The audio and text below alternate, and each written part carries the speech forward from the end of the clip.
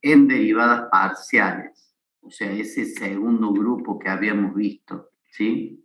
Habíamos visto que hay un primer grupo que son todas ordinarias, que es todo lo que vimos en el capítulo 8 y 9, y luego había un segundo grupo que eran ecuaciones diferenciales en derivadas parciales, ¿sí?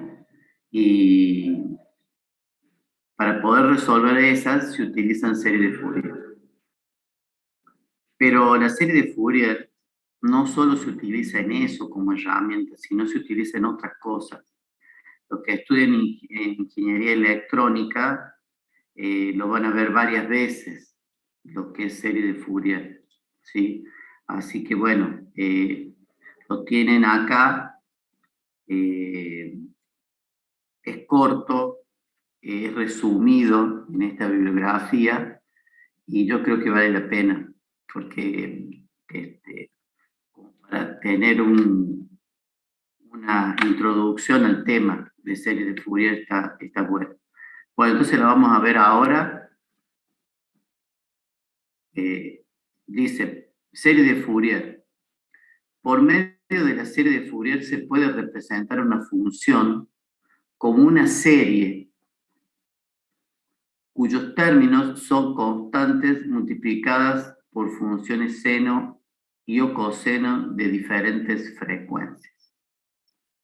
Entonces, si por allí yo en el examen le pregunto qué es la serie de Fourier, qué es la serie de Fourier, ustedes tienen que decir esto, tal cual. O sea, por medio de la serie de Fourier se puede representar, o sea, básicamente la serie de Fourier es una serie, desde acá tienen que empezar, es una serie cuyos términos son constantes, multiplicadas por función seno y coseno de diferentes frecuencias. ¿Y para qué sirve? Bueno, mediante la serie de Fourier se puede representar una función. Ya está, se terminó el tema. Originalmente, Fourier, o sea, la persona Fourier, al estudiar la ecuación de propagación de calor en un vasto uniforme, la ecuación esa de propagación era una ecuación diferencial. Y era una ecuación diferencial en derivadas parciales. Entonces buscaba poder solucionarla, y buscando una función que represente la temperatura del vasco en un instante de tiempo dado y en una sección determinada del mismo, propuso una solución con la forma de este tipo de series. ¿Por qué? Porque la variación de temperatura en un vástago, cuando se calienta o cuando se enfría, depende del tiempo y depende de la posición de esa sección. O sea, depende de dos variables, ¿sí? O sea, ya lo vamos a ver, el ejemplo allí, vamos a ver que se va enfriando el vástago y para una sección depende del tiempo, pero a la vez, para un tiempo constante, depende de la sección, que están alejados de la fuente de calor. Ahora lo vamos a ver eso, pero bueno, entonces esa es la historia, ¿sí? Cómo se dio, digamos, y se le llamó serie de Fourier. Bueno, vamos a ver una pequeña introducción, algunos elementos que son importantes. Bueno,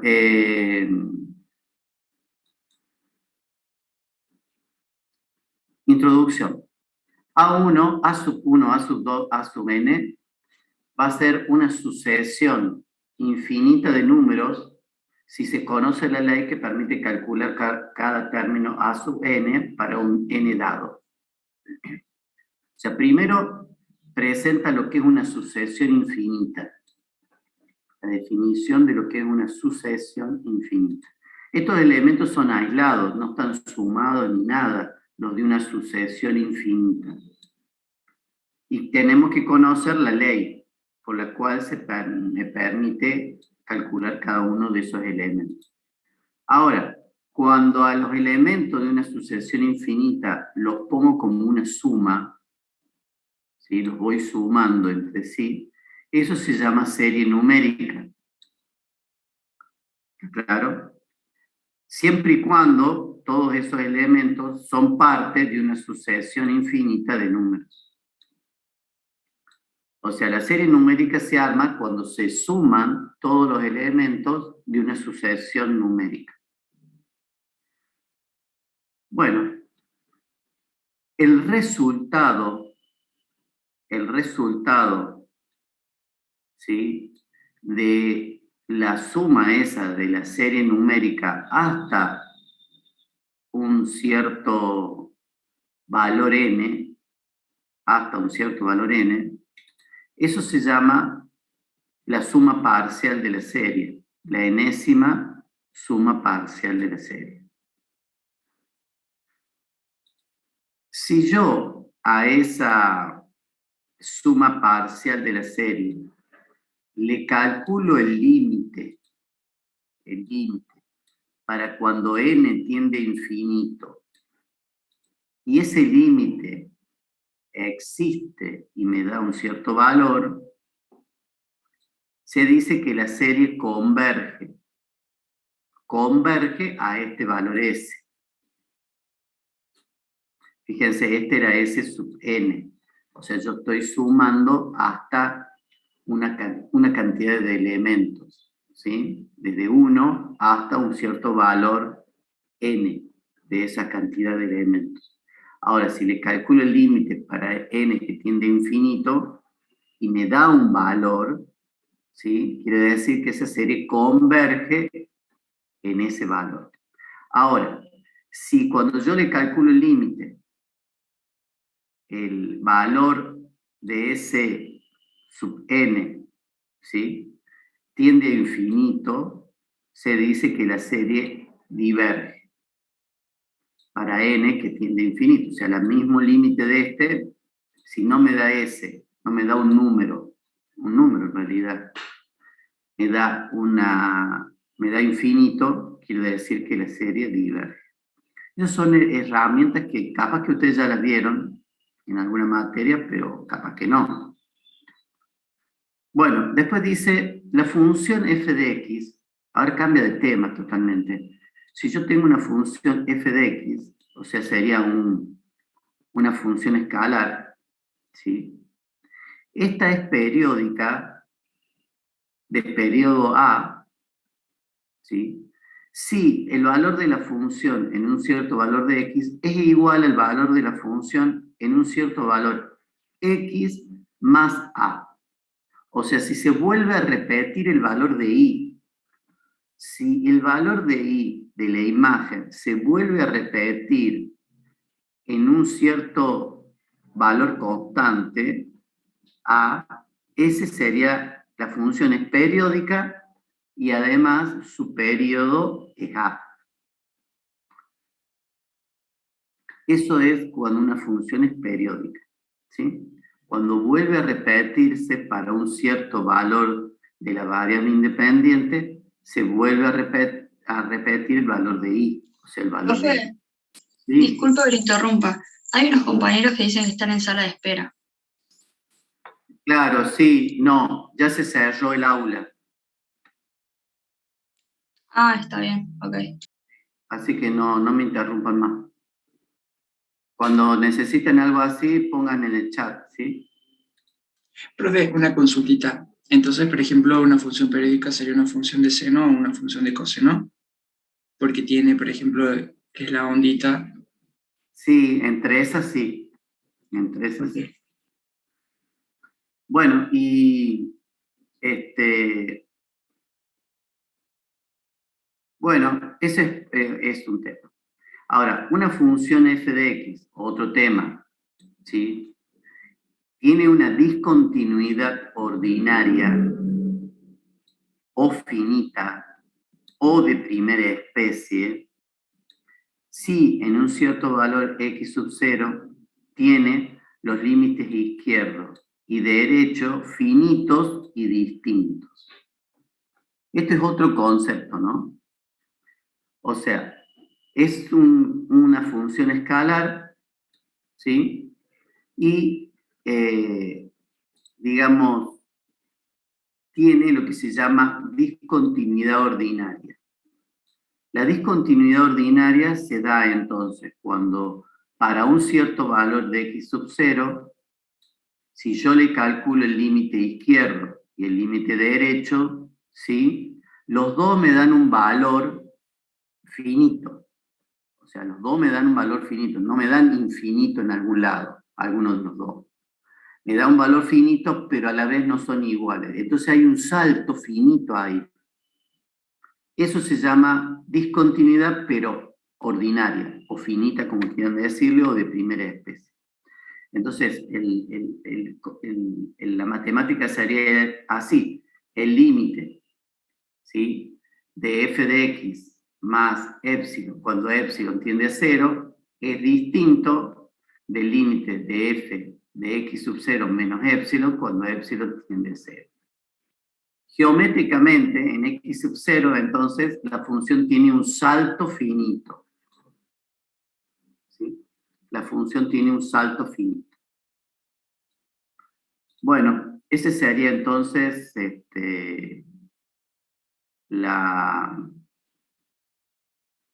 ven que son varias herramientas. O sea, lo que es sucesión infinita, lo que es serie numérica, lo que es suma enésima parcial, cuando una serie converge, cuando una serie diverge, cuando es periódica y qué es el período, y lo que es discontinuidad ordinaria. ¿Sí? Bueno, a continuación vamos a ver este otro tema que es condiciones de Dirichlet. ¿Sí? Una función f de x satisface estas condiciones de Dirichlet en el intervalo menos pi si en ese intervalo la función tiene lo siguiente. Por un lado, está uniformemente acotada. Son varios elementos que hacen a la condición de Dirichlet, ¿no? Por un lado, está uniformemente acotada. ¿Qué quiere decir? Que la función, el valor de i de la función, toma un valor máximo que está entre más menos m. O sea, hay un valor constante de la variable dependiente, o sea, de la imagen. Va desde un valor máximo hasta un valor mínimo y siempre tienen los mismos valores máximo y mínimo, ¿sí? O sea, la ecuación sería el valor absoluto de i, ¿sí?, siempre menor o igual a m. Entonces, el valor en sí puede ser positivo o negativo, pero con esta expresión le quita el signo, ¿sí?, y tiene que estar menor o igual a ese valor m. O sea, uniformemente acotada quiere decir que la variable dependiente toma un valor máximo positivo o negativo, ¿sí? Pero eso es para un valor de x entre menos pi y pi. O sea, serían menos 180 grados y más 180 grados. Siendo m, ¿sí?, una constante. Bueno, esa es la primera condición de Dirichlet.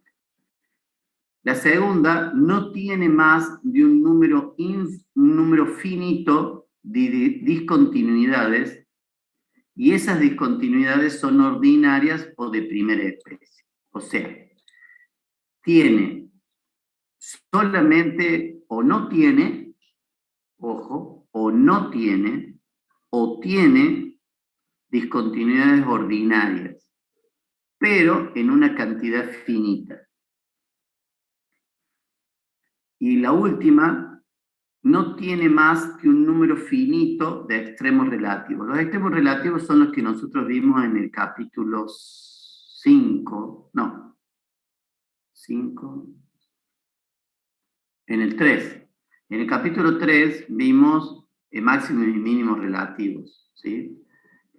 Allí vimos lo que eran extremos relativos. Entonces ahora le está diciendo que la función no tenga, que tiene que tener extremos relativos, pero en una cantidad finita. Bien, esas serían las condiciones de Dirichlet. Son 3. O sea, uniformemente acotada, un número finito de discontinuidades ordinarias y un número finito de extremos relativos. Siempre, ojo, en el intervalo menos pi, pi. Acá dice bien claro. Esas 3 condiciones en el intervalo menos pi, pi. Bueno, viendo todo eso, que es como la introducción, vamos directamente a la serie de Fourier.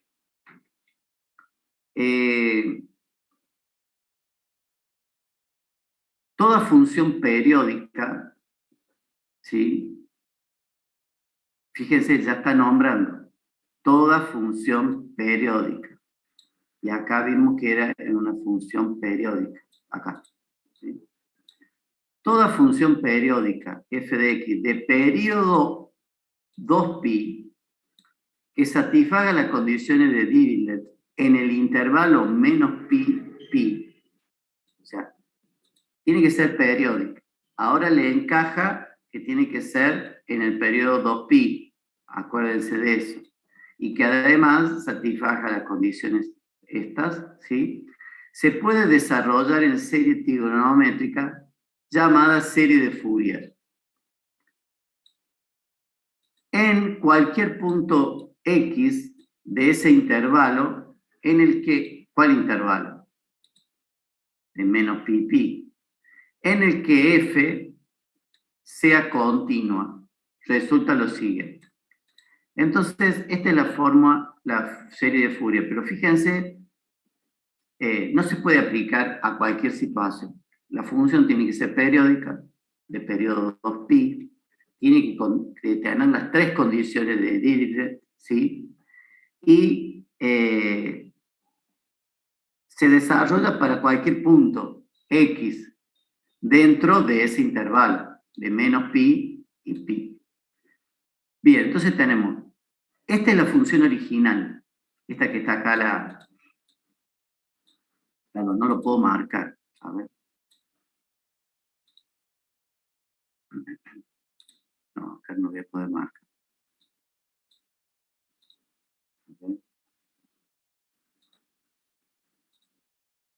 Me quedo marcado. Bueno, no importa.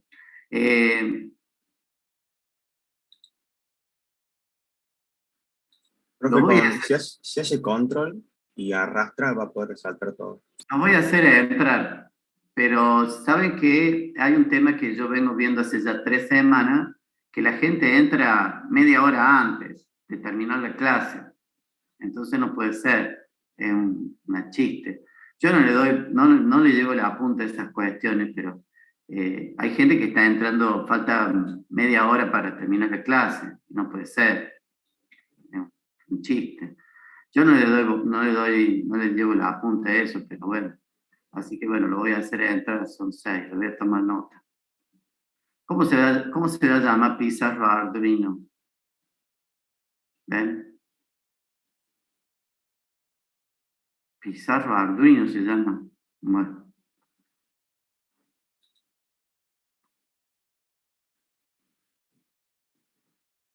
Tienen que poner los nombres correctos, ¿no?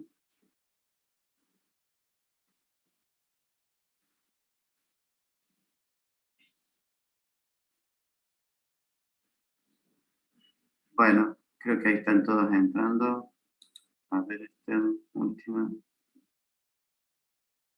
Listo. Bueno, entonces, la serie de Fourier. La función es esta. Perdón, ¿qué me habías dicho? Ah, te había dicho que no se había resaltado bien. Si usted aprieta control y arrastra así con el clic, se resalta todo. Sí, está bien, lo que pasa es que no quería hacer eso. Ahí está, eso quería sacar. La función esta función de acá de la izquierda es nuestra función. ¿sí? La que nosotros teóricamente cumple con todas las condiciones para poderle construir la serie de Fourier.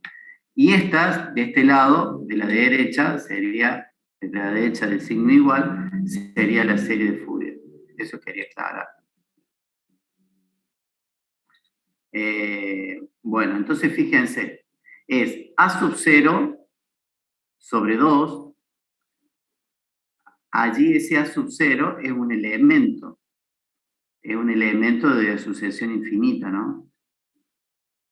Sería A sub 0 sobre 2 más la sumatoria desde n igual a 1 hasta infinito de A sub n, otro elemento de la sucesión, por el coseno de nx más b sub n, otro elemento de la sucesión infinita, por el seno de n por x. Esa sería la parte principal de la serie de Fourier, ¿sí? Acá la han desarrollado. O sea, acá abajo en el segundo renglón la han desarrollado. O sea, el primer elemento va a ser cuando n sea igual a 1. Entonces, cuando n sea igual a 1, va a ser A1, A sub 1, coseno de 1x, por eso me queda solo x, más b sub 1, seno de 1x. ¿Sí? Así que ese sería, esto que estoy marcando acá, sería solamente el primer elemento, nada más que no puedo marcar solamente una parte. Bueno, no, quiero marcar una parte nomás, pero... Bueno, entonces luego viene el otro elemento, para n igual a 2, que sería a sub 2 coseno de 2x más b sub 2 seno de 2x. Y así, para n igual a 3, sería a sub 3 coseno de 3x y así sucesivamente. Si ustedes se fijan, la serie empieza acá, teóricamente acá, empieza a sub 0 sobre 2, luego tiene coseno de x y después seno de x y después empieza coseno de 2x, seno de 2x, o sea, la parte trigonométrica sigue aumentando el valor que está multiplicando al ángulo. Al ángulo, que acá sería x, está cada vez va aumentando ese valor que se multiplica, ¿sí? Bueno, esta sería la serie de Fourier. Ahora, fíjense que acá aparece A sub 1, aparece A sub 0, aparece B sub 1, aparece A sub 2, aparece B sub 2. ¿Cómo se calculan cada uno de esos coeficientes? También tiene una fórmula, porque no son constantes. Entonces, A sub 0, A sub n, B sub n, con n que va desde 1 hasta infinito, son los coeficientes de la serie y están expresados por la siguiente forma. A sub 0, en realidad, es un número. Es un número. Pero ese número se obtiene realizando una integral. Esa integral es 1 sobre pi por la integral desde menos pi a pi de la función f de x diferencial de x. Cuando yo termine de hacer eso, voy a obtener un número en A sub 0. Para A sub n, que va a tomar valores de 1 hasta infinito, para cada A sub n, voy a calcular otra integral para cada uno. O sea, si yo n lo desarrollo hasta 3, voy a tener que calcular a sub 1, a sub 2 y a sub 3. Y en cada uno voy a tener que calcular una integral nueva. Si a B sub n lo desarrollo hasta 3, o sea, hago hasta tercer término acá, ¿sí? ¿Sí? Voy a tener que hacer 3 integrales de estas para obtener los 3 valores de B sub 1, B sub 2 y B sub 3. El A sub n entonces es la integral de 1 sobre n por la integral de menos pi a pi, ¿ven? El intervalo siempre de menos pi a pi, de la función multiplicada por el coseno de nx diferencial de x. Y el otro sería el b sub n seno de nx. Evidentemente, esta igualdad que está acá,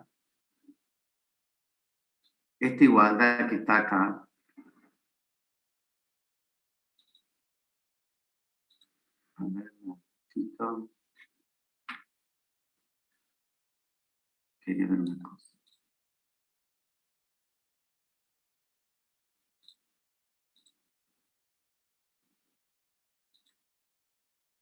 Esa igualdad que está ahí,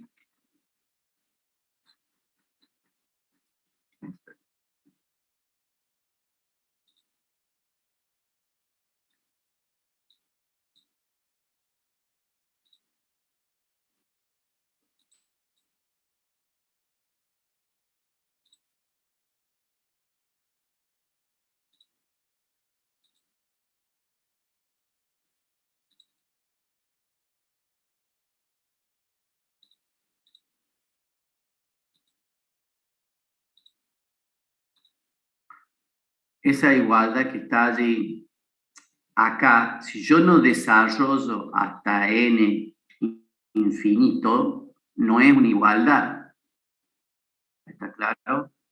O sea, esto en la serie de Fourier, esto es igual porque yo desarrollo hasta n infinito. Si yo no desarrollo hasta n infinito, evidentemente no va a ser igual, va a ser aproximadamente igual. ¿Sí? Como lo mismo que pasaba en la fórmula de Taylor, igual. Lo único que la fórmula de Taylor, de este lado, me quedaba un polinomio. Y en cambio acá, de este lado, me queda una serie trigonométrica. ¿Sí? Bueno, ese por un lado. Entonces, continúo. Si la función periódica f de x de periodo 2pi cumple con las condiciones de Dirichlet en el intervalo menos pi y pi, entonces la serie trigonométrica converge en todos los puntos. De eso se trata. De eso se trata. Si la función no tiene esas condiciones, ¿sí? Si la función esta f de x no tiene esas condiciones, si yo hago la serie trigonométrica lo mismo, si yo hago esta serie trigonométrica lo mismo, no me va a dar un valor, no va a ser convergente. Y no me va a dar un cierto valor S, no me va a dar un valor S, como me da acá, no me va a dar un valor S, y ese valor S no va a tener infinito y no va a ser igual al valor f de x. ¿Me explico? Lo importante acá es que la función cumpla ciertas condiciones para poder desarrollarla con serie de Fourier. Si no, va a ocurrir que todo esto de acá va a tender a infinito, no va a ser convergente. ¿Está claro? Bien. En los puntos de discontinuidad, si la función tiene puntos de discontinuidad, ¿se acuerdan? Puntos de discontinuidad ordinarios o finitos. En los puntos de discontinuidad de la función, la suma de la serie es igual al valor de la función f de x. Si los puntos son continuos, ¿no? Y en los puntos de discontinuidad de la función, la suma de la serie es igual a la media aritmética de los límites derecho e izquierdo de la función. O sea, me da la media, el promedio entre los dos valores de los límites, ¿sí? Así que si la función original tiene un salto allí, la función, la serie trigonométrica, esta es la fórmula, la serie de Fourier, no es discontinua. Eso es lo bueno. La serie de Fourier no es discontinua. Toma un valor y es el promedio de los límites derecho e izquierdo. ¿Me entienden? O sea, a la vez me está permitiendo evadir, ¿sí? O salvar la discontinuidad. Pero tiene que ser discontinuidad ordinaria o finita, ¿no? Bueno, ese también es un punto a favor de la serie de Fourier. Debido a que cada término de la serie Fourier es una función periódica del periodo 2π, cuando se trata de representar funciones no periódicas, ello se podrá hacer estudiándolas en un intervalo de amplitud 2π y definiéndolas fuera del intervalo como periódica.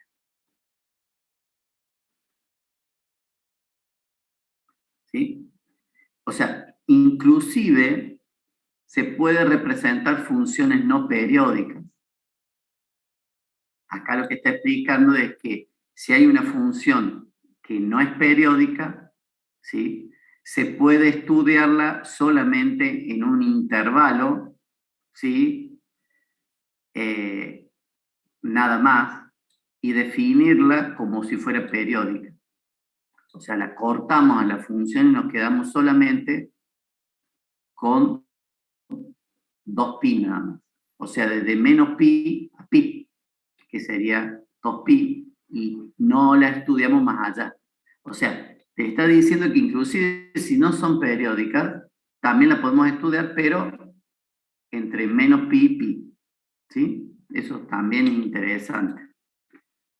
Bueno, por medio de la serie de Taylor, es posible representar la función f de x como una serie de potencias de x, es lo que yo le comentaba. Esto está en la unidad número 3.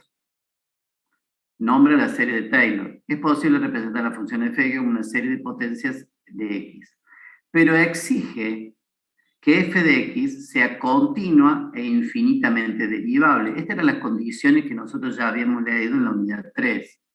F de x tiene que ser continua e infinitamente derivable. ¿Por qué? Porque, ¿se acuerdan? No podía tener discontinuidades y a la vez tenía que yo poder calcular todas las derivadas sucesivas.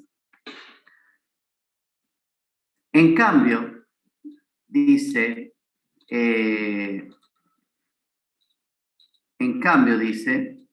por medio de la serie de Fourier, se representa a f de x como una serie trigonométrica y es aplicable a un grupo de funciones mucho más amplio que la serie de Taylor. Son de amplia aplicación en problemas de mecánica y física.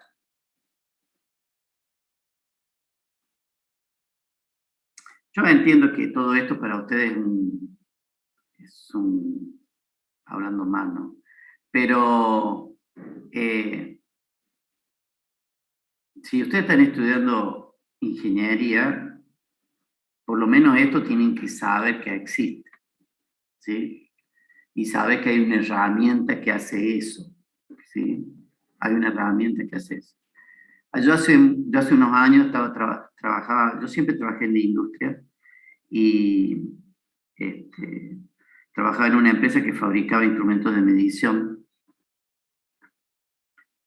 y de una empresa de Brasil lo habían contratado para que construyamos un equipo para esta empresa era fabricaba discos de freno y campanas de freno, ¿sí? Se dedicaba a eso y querían un equipo para medir en forma automática, digitalmente, con un software y un robot, medir la producción completa, 100% las piezas antes de de embalarlas, de guardarlas y de enviárselas a los clientes los discos de freno.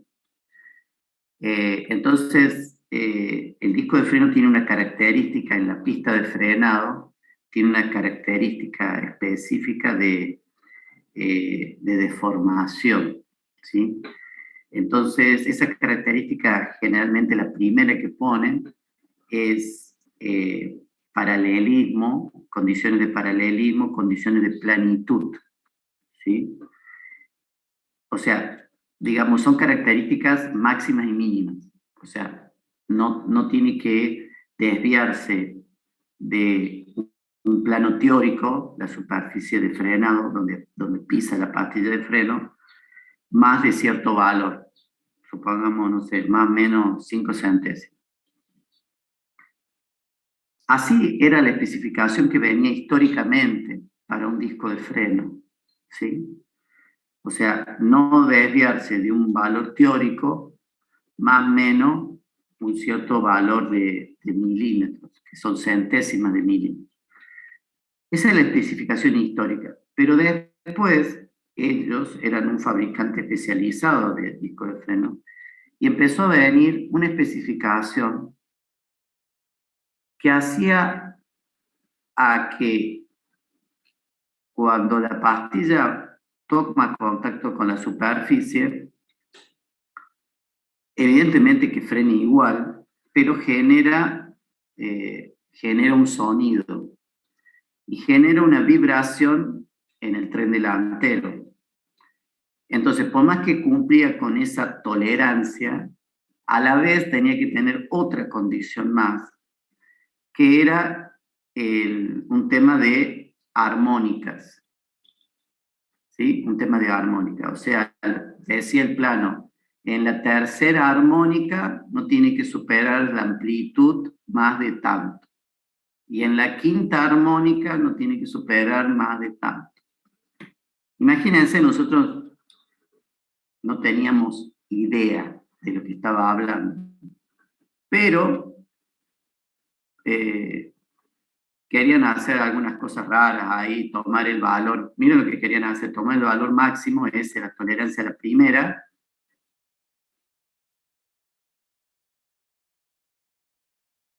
y para esta nueva tolerancia decir, bueno, le vamos a poner un cuarto de la otra. Así que en realidad vamos a rechazar todas las piezas porque la primera tengo un cuarto, o sea, queremos achicar la tolerancia, pero por el otro lado. Pero no estábamos midiendo lo que queríamos medir. Bueno, entonces yo busqué un poco de bibliografía de la gente, de otros fabricantes, buscamos bibliografía, pedimos normas, nos manejamos con normas internacionales. Aprendí yo de qué era el análisis de armónica y me fui a hablar con un muchacho que estaba en ingeniería en esa empresa, pero que era ingeniero electrónico. Le conté y me dice, él estaba en la parte de armado de circuitos, ¿no? No de software. Y me dice, sí, yo sé lo que es esto, me lo han explicado una vez en la facultad. Así que fue a buscar sus apuntes, leímos la normativa que yo había traído y establecimos el método de cálculo. Una vez que escribimos el método de cálculo, habían sido 1 día, 2 días de trabajo nada más, fuimos y hablamos con el programador. El programador también era otro ingeniero electrónico, pero dedicado solamente a programar. Entonces le explicamos el tema. Entonces él entendió porque alguna vez había escuchado en su carrera lo mismo. Tema de serie de Fourier, análisis de armónicas y todo lo demás. Fue un trabajo solamente de 4 días en total, nada más. Y él hizo una subrutina para el cálculo específico de estos datos. O sea, con los datos de entrada, los procesaba, hizo el algoritmo, ¿sí? Y pudimos, digamos, determinar la nueva característica que era las armónicas de tercero, de quinto grado, qué sé yo. Y a esas sí les poníamos la tolerancia de amplitud que había pedido el fabricante. La cuestión es que en 4 días, con 3 tipos locos, la empresa se quedó para ellos un nuevo avance en el conocimiento que después podían seguir vendiendo a cualquier otro fabricante de discos de freno y campanas de freno. Aparte, no solo eso, también se aplica a los volantes de motor de auto, se aplica también en cierta forma a los árboles de leva, a los cigüeñales, a todo, porque es un conocimiento que se fue aplicando a distintos elementos componentes del auto, del motor. Entonces, siempre digo eso, o sea, está bien, yo ya tenía casi 45 años. Hacía ya 20 años que me había recibido y recién entonces tuve una aplicación sobre eso. Pero si yo no hubiera sabido lo que era, como otros compañeros míos que no son ingenieros, realmente no hubiera sabido ni siquiera qué significa, ni tampoco hubiera sabido dónde buscar la información. ¿Está claro? No hubiera podido ni siquiera ir a la biblioteca a saber dónde la tengo que ir a buscar la información. Entonces, por eso muchos de ustedes preguntan, ¿para qué sirve todo esto? Todo el tiempo se están preguntando. Y sí sirve. Ahora, está bien.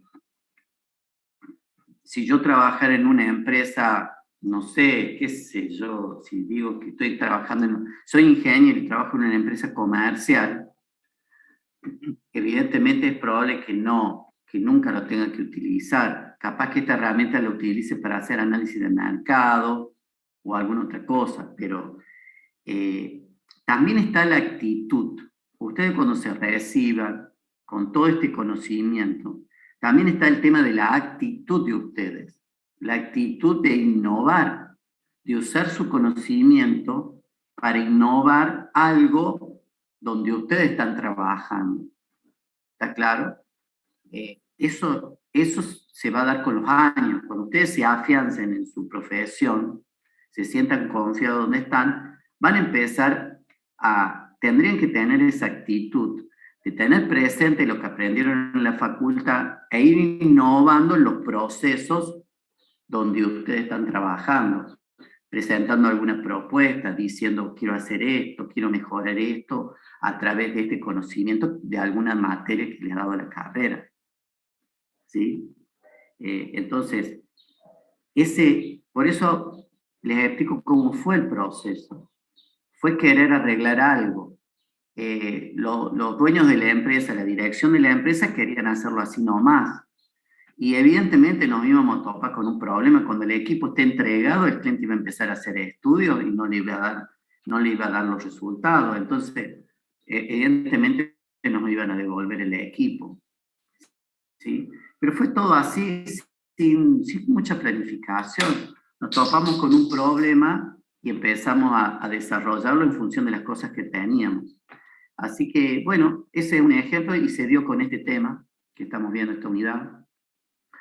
Yo soy ingeniero mecánico aeronáutico y a través de la matemática me pude entender con ingenieros electrónicos, ¿sí? Que para mí son bastante especiales, digamos.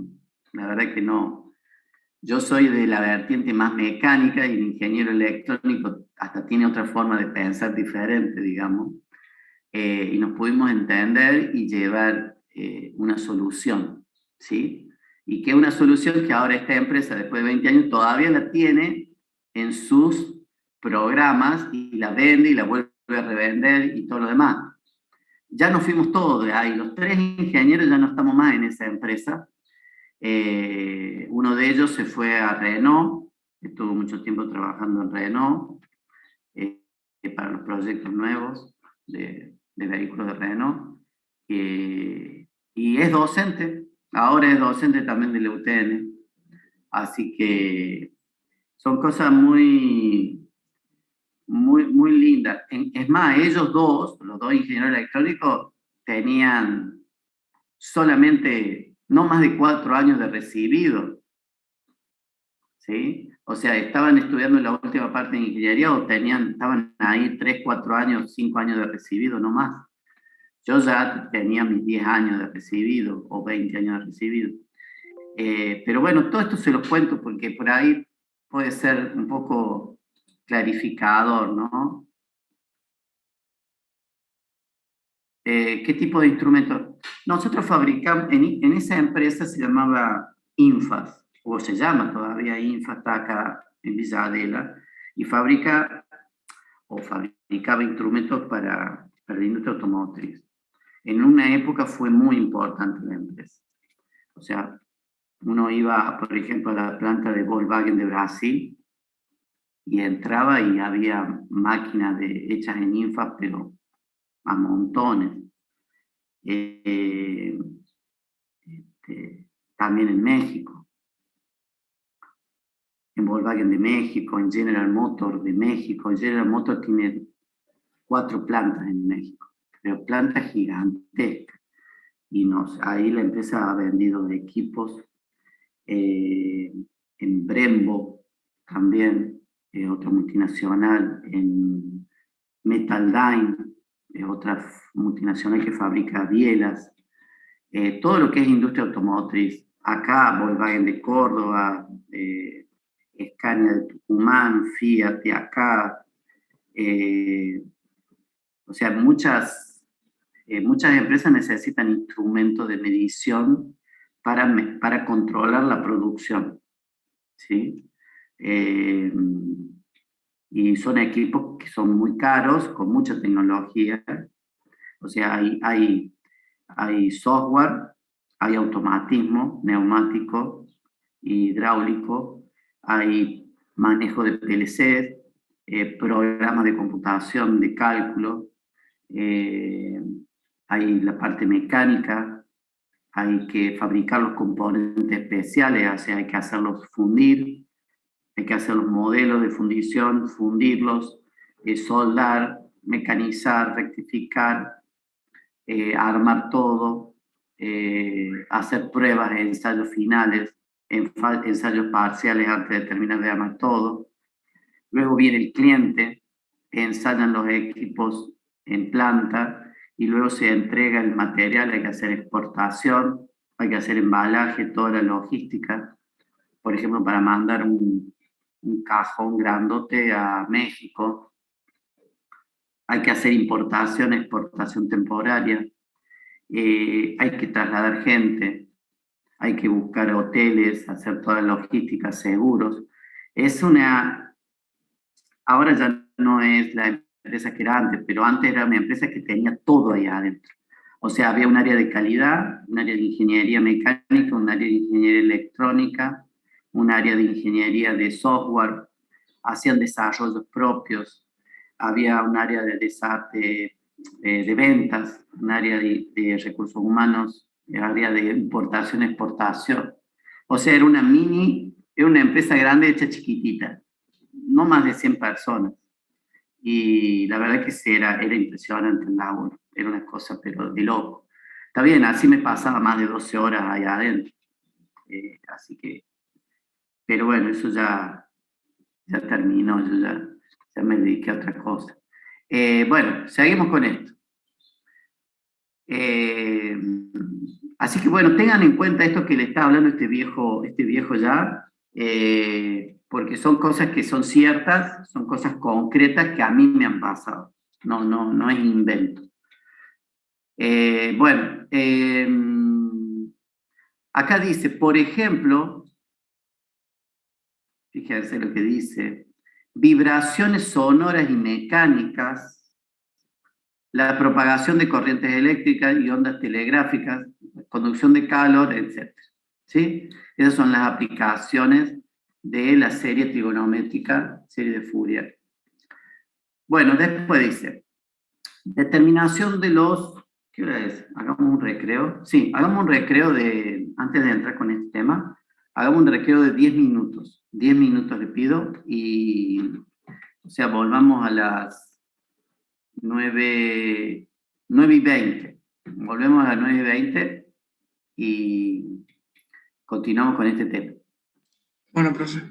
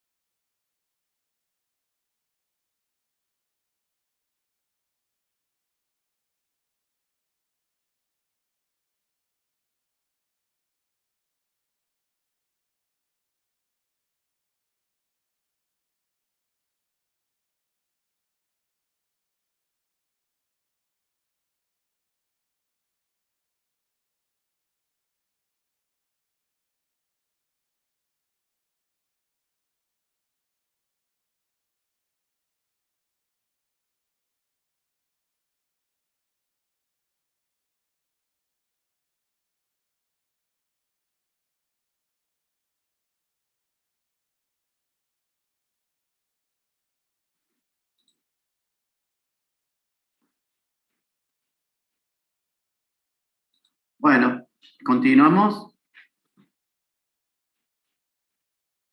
Sí, profe. Bueno, acá habla justamente de cómo se determinan los coeficientes de la serie. Determinemos los valores. Espera un momentito.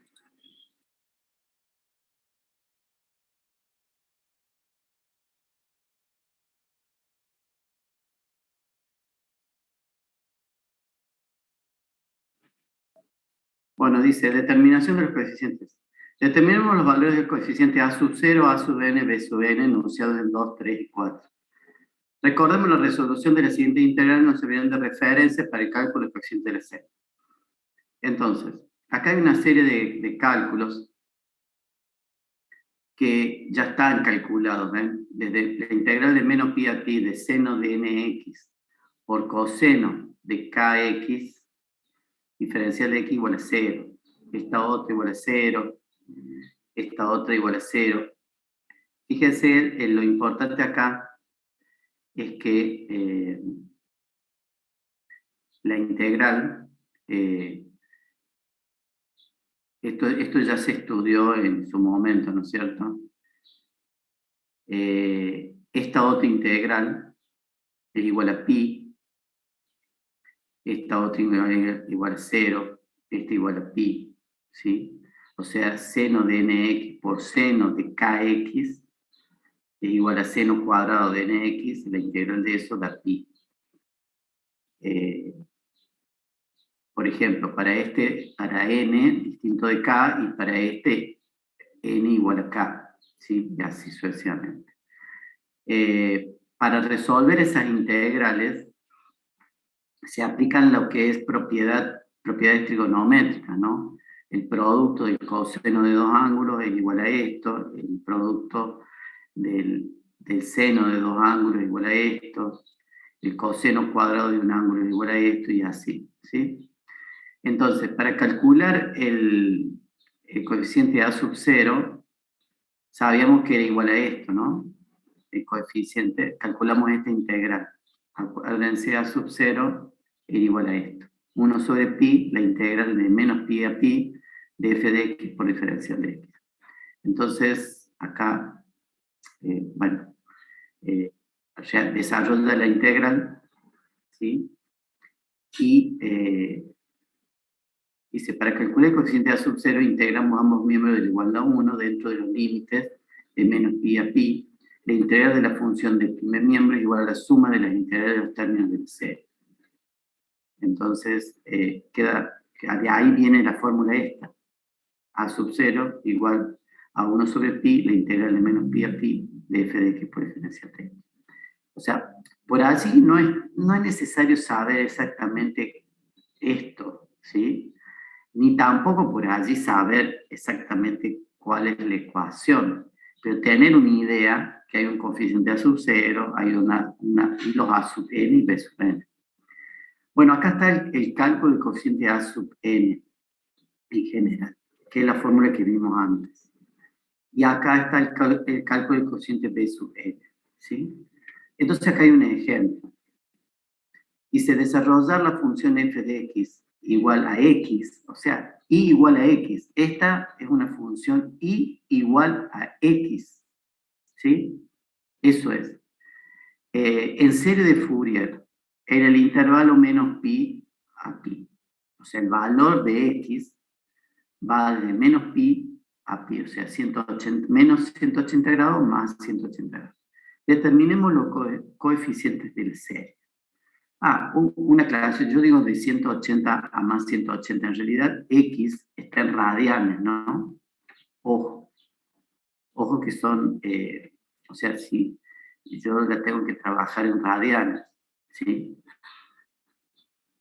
Bueno, entonces fíjense que para esta función ahora utiliza la fórmula de A sub 0, que es 1 sobre pi, integral de menos pi a pi de x, diferencial de x.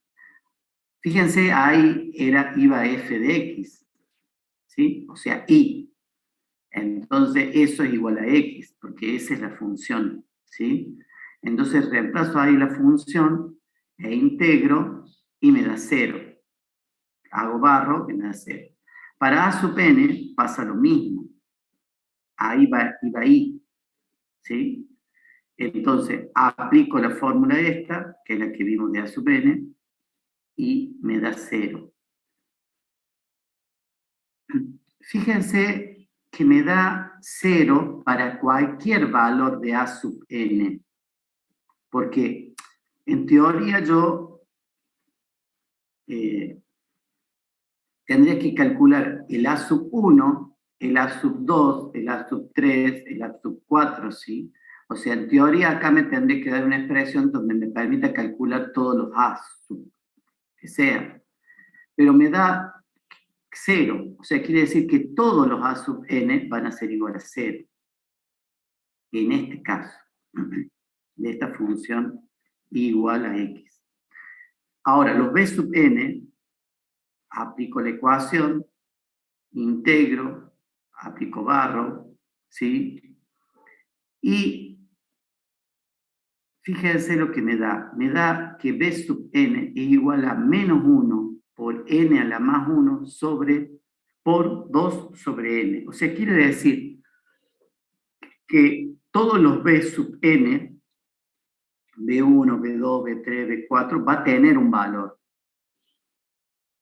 Cada uno diferente, depende del valor de n.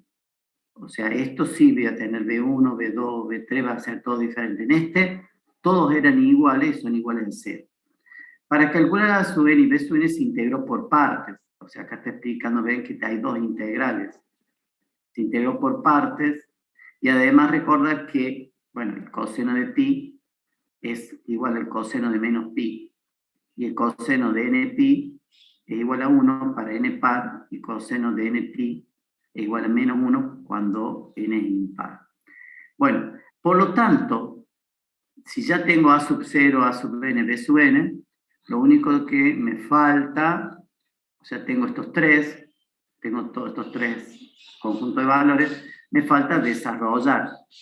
O sea, A sub 1, A sub 0, ahí está dividido 2, A sub 1 coseno de nx, B sub 1 seno de x, y así ir aumentando coseno y seno cada vez con un factor mayor. A es 2, después va a ser 3 y así sucesivamente. O sea, solamente hasta ahora hemos calculado los coeficientes.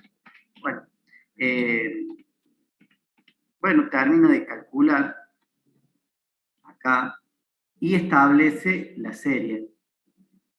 ¿Ven? Establece la serie, o sea, f de x, la función original, que es igual a x, por lo tanto es igual, y toda esta parte es serie de Fourier.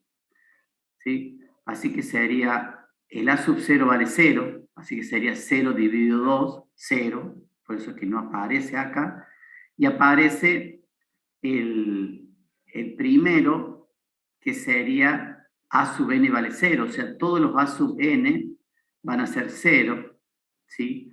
Por lo tanto, si los A sub n son todos ceros, A sub n, no existen los términos coseno. Todos los A sub n van a ser 0, entonces los términos coseno no existen. Solo va a haber términos seno. ¿Sí? Bueno, entonces eso es lo que está ocurriendo acá.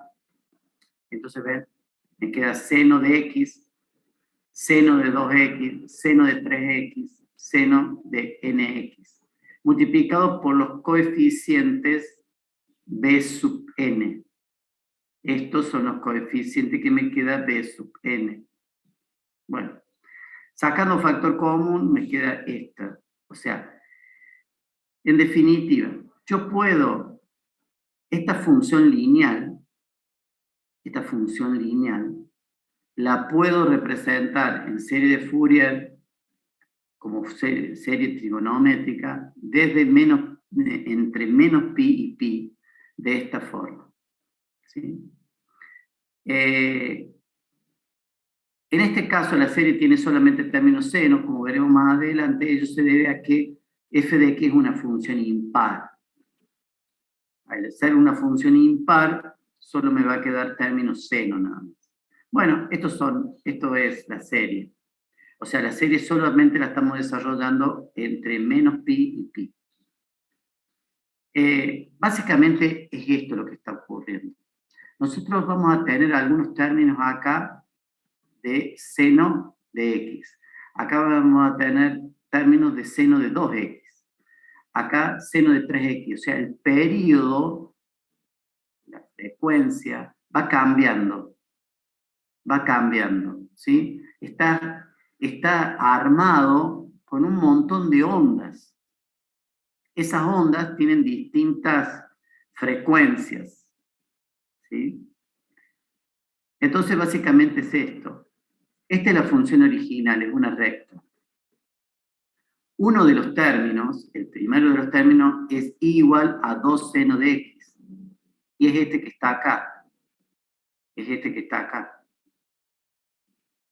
A ese se le suma este otro, menos seno de 2x, y es este que está acá, que yo estoy marcando acá. A eso se le suma este otro término, que es 2/3 seno de 3x. Fíjense que tienen, este tiene una sola, en el intervalo este tiene una semionda nada más. Y este tiene toda una onda. El otro tiene, es este que está acá, tiene una onda y media. Y este otro va a tener dos ondas, una, dos. Todos esos sumados hasta el infinito me terminan dando la recta. O sea, el valor de A, este valor que dice A, es la suma de los 4 primeros términos. Y fíjense cómo se acerca, fíjense cómo a medida que yo voy generando más términos, se va a ir acercando más a la recta. Esta sería la fórmula, el A sería la fórmula, la serie de Fourier, pero con 4 términos nada más, o sea, hasta n igual a 4. Ahí dice, en la figura anterior representamos la curva 1, 2, 3, 4, que son los 4 primeros términos de la serie, en el periodo de 0 a pi, ojo, solo la parte positiva. Por composición se obtiene la curva A. Entonces, se va obteniendo la curva A. Acá hay otro tema. Acá va a haber una discontinuidad finita. ¿Sí? Esa discontinuidad finita va a ser desde acá hasta el valor negativo, como lo muestra acá. ¿Sí? Acá va a haber una discontinuidad finita. Por eso es que la serie de Taylor tiende al valor promedio. Por eso es que allí va a tender acá, a 0, que es el valor medio. Bueno, pero fíjense que en otras zonas se va acercando mucho al valor de x. Bueno, acá está. Igual a 2 seno de x, bla, bla. Acá en realidad tal vez tendré que decir aproximadamente igual, ¿no? Porque no es igual. Si yo quiero que sea igual, tengo que desarrollarla hasta infinito. Bueno, dice, aumentando el número de términos, las curvas obtenidas se aproximan cada vez más a la recta igual a x, para todo valor de x comprendido entre menos pi y pi. Pero no así para x cuando valga pi.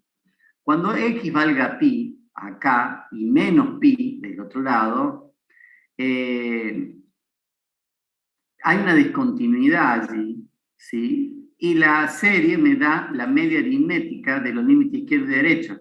O sea, en este ejercicio es 0. O sea, la serie de Fourier, por más que yo lo desarrolle un montón, en menos pi y pi va a dar 0, porque es el valor medio de la discontinuidad. El salto finito de la discontinuidad. Bueno, después acá aplica otras cosas, explica que hay series solo de seno y series solo de coseno. O sea, en este ejemplo, solo me quedó seno. Está relacionado a que la función era impar.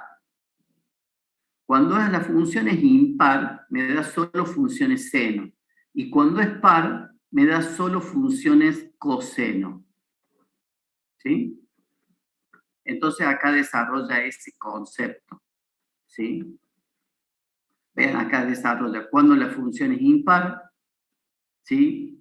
Me da solamente término seno, y cuando la función es par, me da solamente términos coseno, ¿sí? Cuando es par. Estas fórmulas obtenidas permiten simplificar los cálculos del coeficiente de la serie de Fourier cuando la función dada es par o impar, o sea, no hay que calcular tanto. Pero tener presente que no todas las funciones periódicas son pares o impares. En el ejercicio anterior la función f es impar y la serie de resultados con términos solamente cero.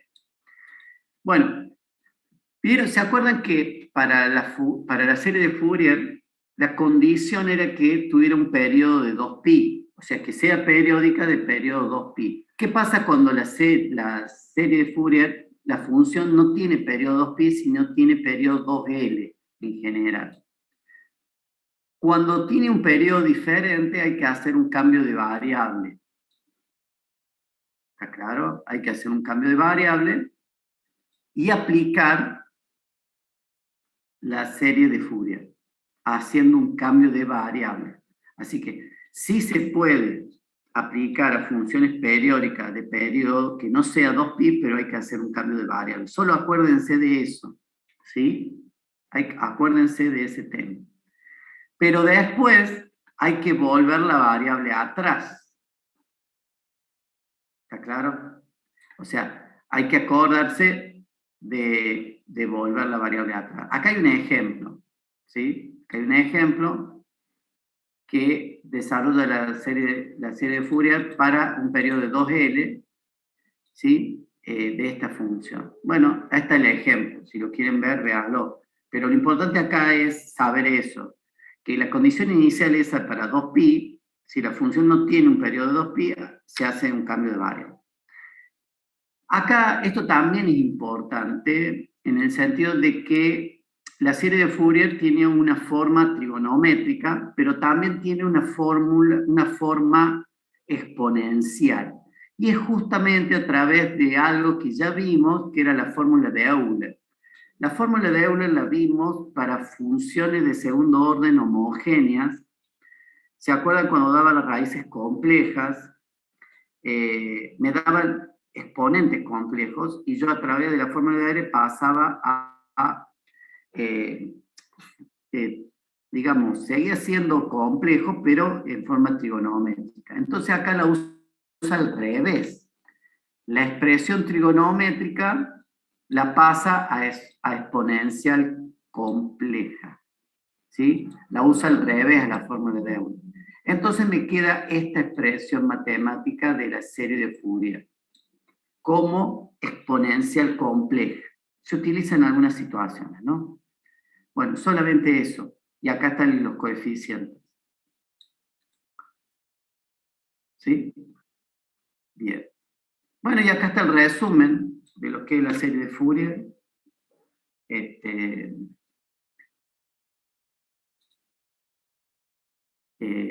Dice que, bueno, si quieren léalo, pero bueno, es un resumen nada más. ¿Ven? O sea, habla de nuevo cómo está constituida la serie de Fourier, cuáles son sus coeficientes, en qué casos la función solo queda funciones seno o solo coseno. Cuando es impar, solo seno. Cuando es par, solo términos de coseno. ¿Qué pasa cuando la función no tiene un periodo de 2π? ¿Sí? Y la forma exponencial de la serie de Fourier. ¿Sí? Eso, lo que yo estoy hablando ahora, es lo que voy a preguntar en el examen en la UB y en el coloquio, ¿sí? Pero nada más, o sea, no pregunto de memoria fórmulas ni nada. O sea, pregunto, digamos, ¿sí? Bueno, ese sería forma exponencial de la serie de Fourier, el último tema, ¿sí? Usando la ecuación de Euler, pero al revés de como la usamos en homogéneas de segundo orden, ¿sí? Bueno,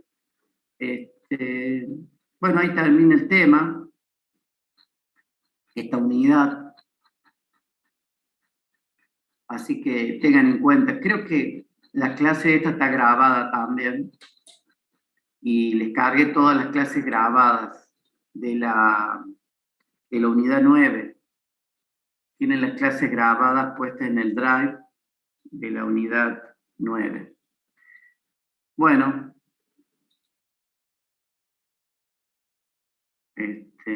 Disculpe, sí.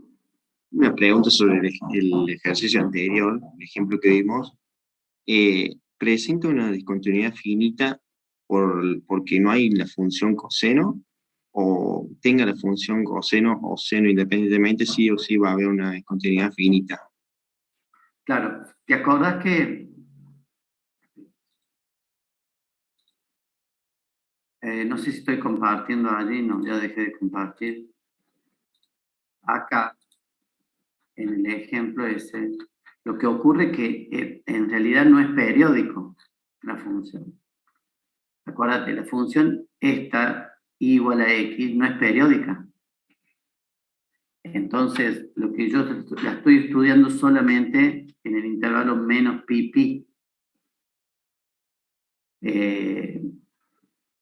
O sea, la estoy desarrollando solamente acá, en este tramo nada más. Entonces, el próximo tramo, ¿sí? El próximo tramo, en realidad yo estoy bajándolo acá y genera como este diente de sierra, ¿sí? Hay algunas funciones que son así, ¿sí? Uno la puede aproximar a esto. Por ejemplo, cuando yo tengo el aire acondicionado que ustedes tienen, está fijado acá una temperatura, por ejemplo, acá tiene fijado una temperatura de, no sé, 25 grados, ¿sí?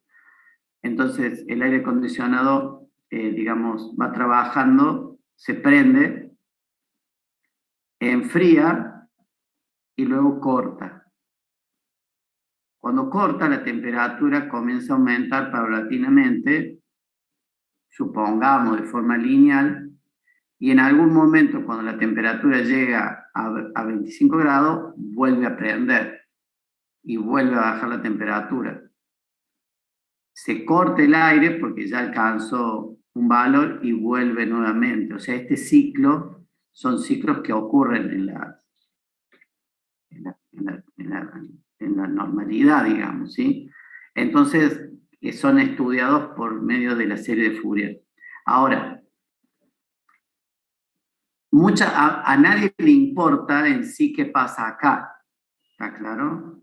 En sí no le importa mucho, lo importante es solamente que da un valor medio, por eso es que la serie de Taylor desarrollada hasta pi hace que acá la serie de Taylor, aunque uno la desarrolla hasta n infinito, la serie de Taylor va a bajar acá, porque yo la estoy desarrollando hasta pi y no es una función periódica. ¿Sí? Sí, entendí, profe. Bien, Lo gracias. mismo, lo mismo va a pasar acá, lo mismo va a pasar acá, o sea, en teoría acá hay un salto finito, ¿sí? Una discontinuidad eh, ordinaria. Y lo importante es entender que situaciones como esta, la serie de Fourier, aun cuando desarrollemos hasta n infinito, va a dar el valor medio, que son entre estos dos valores. Bueno, vamos a empezar, queda un poquito de tiempo, y así que bueno, esto es simplemente una herramienta, ¿sí? Es una herramienta. Ahora vamos a ver cómo se utiliza para lo nuestro. Eh,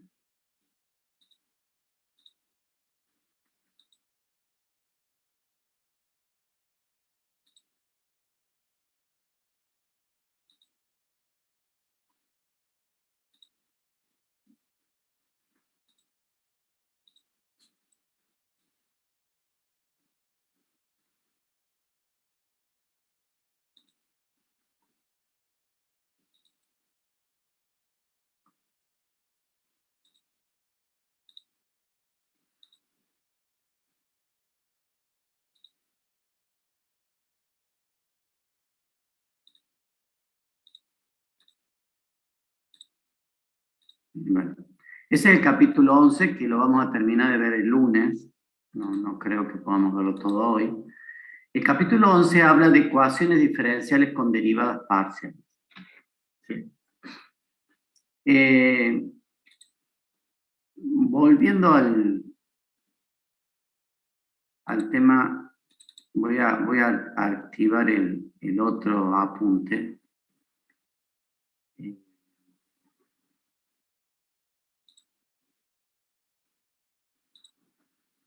Pero antes quiero explicarles esto para ubicarlos en el tema.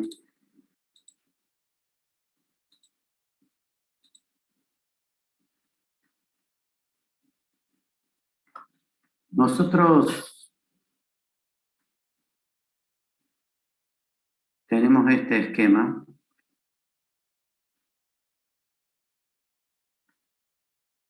El último esquema que habíamos visto, sí, es ese, digamos, de todo lo que es ecuaciones diferenciales. Acá. Nosotros tenemos acá lo siguiente. Ecuaciones diferenciales se dividen en dos grandes grupos: ordinarias y en derivadas parciales. ¿Sí? Las ordinarias, a su vez, se pueden clasificar en primer orden y orden superior. La de primer orden, ordinaria, la vimos todo en el capítulo 8. Todas estas son ordinarias de primer orden, la vimos en el capítulo 8. Luego vimos la de orden superior, dentro de las de orden superior que vimos en el capítulo 9, ¿sí? Vimos las lineales específicamente, hablamos en general de todas, pero después nos quedamos con las lineales, nos quedamos solamente con las de segundo orden, luego nos quedamos solamente con las del coeficiente constante y analizamos las homogéneas y las no homogéneas. Las homogéneas tenían el tema de que el segundo miembro igual a 0, ¿sí? Y aplicamos la ecuación característica, ¿sí? Y las no homogéneas, la solución, había una solución I sub H más una I sub P. La I sub H era de la homogénea auxiliar, o sea, usamos este método, y le agregamos el I sub P, que para calcular el I sub P había dos métodos, ¿sí? A su vez estaban las de n orden, o sea, de tercero, cuarto, quinto orden, también coeficiente constante y también lineales, y también eran homogéneas y vimos algunos ejemplos de esas. En el libro está. Después no se estudió más ningún otro tipo. Pero todas esas son ordinarias. Todas las que vimos hasta ahora son ordinarias. O sea, la ecuación diferencial tiene una sola variable independiente y su solución también tiene una sola variable independiente. Y las derivadas que hay metidas ahí adentro son derivadas definidas, son derivadas simples, ¿sí?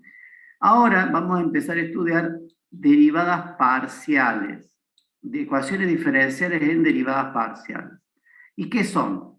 Son función, la ecuación diferencial ahora tiene la variable x, por ejemplo, la variable y, la variable z. O sea, evidentemente x e y son independientes y z es la variable dependiente. Entonces ahora las derivadas no son y prima, y segunda, y tercera, no.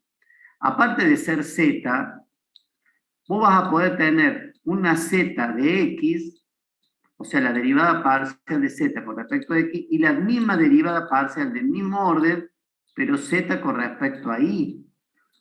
Ahora empiezan las derivadas parciales. Vas a poder tener z segunda con respecto a x dos veces, pero también vas a poder tener z segunda con respecto a xy. ¿Sí? Y vas a poder tener z segunda con respecto a y, a dos veces y, ¿sí? Y así sucesivamente porque puedo calcular más derivadas parciales sucesivas, igual a 0. Entonces, ya es otra cosa esto. Es muy diferente y más difícil también. ¿Sí? Entonces, eso, acuérdense de eso. Fundamental en derivadas parciales. Lo repito mucho, pero cuando pregunto esto, no sé, parece como que no hay que estudiarlo. Entonces yo les aconsejo que lo vean bien, ¿no? Bueno, entonces volvemos ahora a lo nuestro, que era esto, ecuaciones diferenciales con derivadas parciales. Y acá dice bien clarito.